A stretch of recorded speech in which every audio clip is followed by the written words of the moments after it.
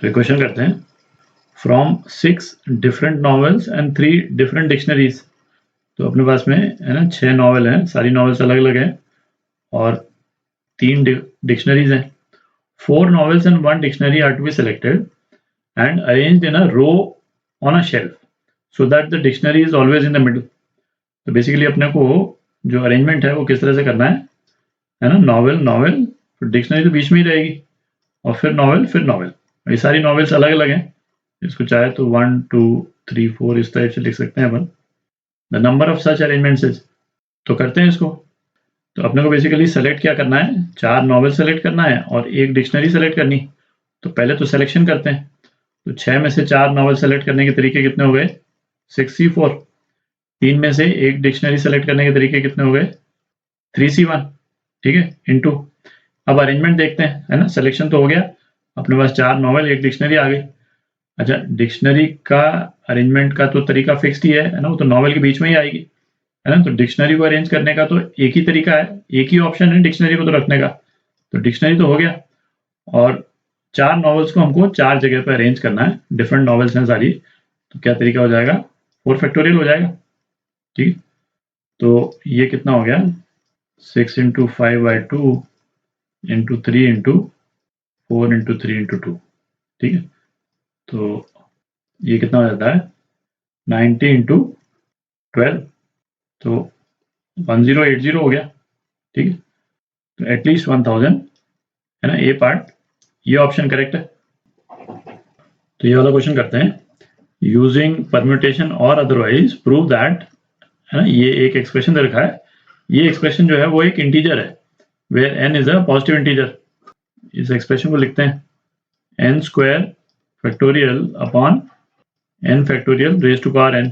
ठीक है, ये प्रूव करना है हमको कि ये इंटीजर है। अच्छा, क्वेश्चन में हिंट भी दे रखी है कि, है ना, यूजिंग परम्यूटेशन और अदरवाइज। तो परम्यूटेशन से हम ये कैसे प्रूव कर सकते हैं कि कोई एक एक्सप्रेशन इंटीजर है कि नहीं, है ना। वो इसलिए हम प्रूव कर सकते हैं कि परम्यूटेशन एंड कॉम्बिनेशन के जितने जो एक्सप्रेशंस होते हैं, है ना, वो सारे इंटीजर्स होते हैं। ठीक है, जैसे कोई भी नंबर यदि हम सेलेक्ट करें, जैसे सपोज n ऑब्जेक्ट्स को हमको r प्लेसेस पे अरेंज करना है। ठीक है, अरेंज करना है तो क्या होता था, npr। तो ये क्या है, ये एक इंटीजर है। ठीक है, n में से r ऑब्जेक्ट्स को हमको सेलेक्ट करना है तो क्या एक्सप्रेशन होता था, ncr। ncr भी क्या है, इंटीजर है और पॉजिटिव इंटीजर है।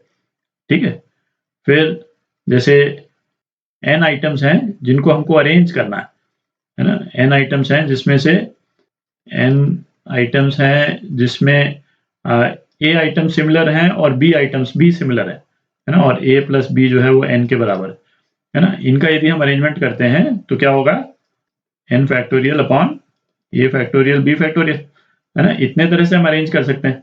तो नंबर ऑफ अरेंजमेंट्स जो हैं वो तो इंटीजर ही होंगे। ठीक है, ऐसा तो हो नहीं सकता कि किसी भी सेट ऑफ ऑब्जेक्ट्स का अरेंजमेंट हम 3.5 तरीके से कर सकें, है ना, ये तो पॉसिबल नहीं।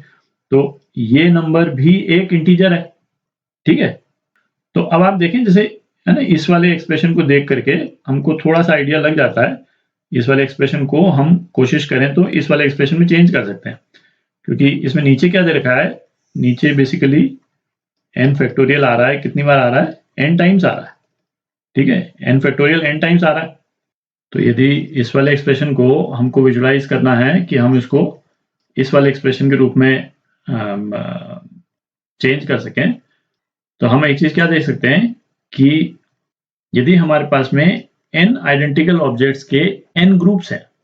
ठीक है, तो जैसे पहला ग्रुप हुआ आइडेंटिकल ऑब्जेक्ट्स।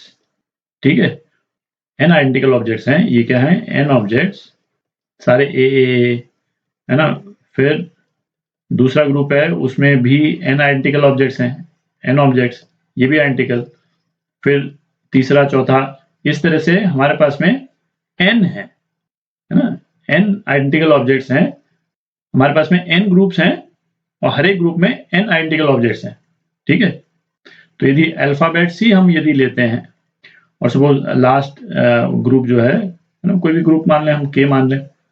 ठीक है, और ये भी सपोज n ऑब्जेक्ट्स हैं।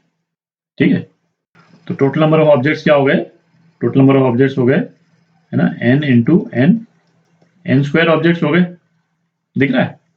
तो यदि n स्क्वायर ऑब्जेक्ट्स को हमको यदि अरेंज करना है तो हम कितने तरह से कर पाएंगे इन n स्क्वायर ऑब्जेक्ट्स को। तो ये ऑब्वियस है कि n स्क्वायर फैक्टोरियल अपॉन और n factorial repeated n times, ये आ जाएगा। ठीक है, बेसिकली इस वाले एक्सप्रेशन को अपन ने यूज कर लिया, इस वाले एक्सप्रेशन को यूज कर लिया, और ये वाला जो एक्सप्रेशन है वो क्या है, यही है। ठीक है, तो इससे प्रूव हो जाता है कि ये इंटीजर है। क्यों? क्योंकि हमको मालूम है कि इस तरह के जितने एक्सप्रेशन होते हैं वो सारे इंटीजर होते हैं। ठीक है, तो ये आपका आंसर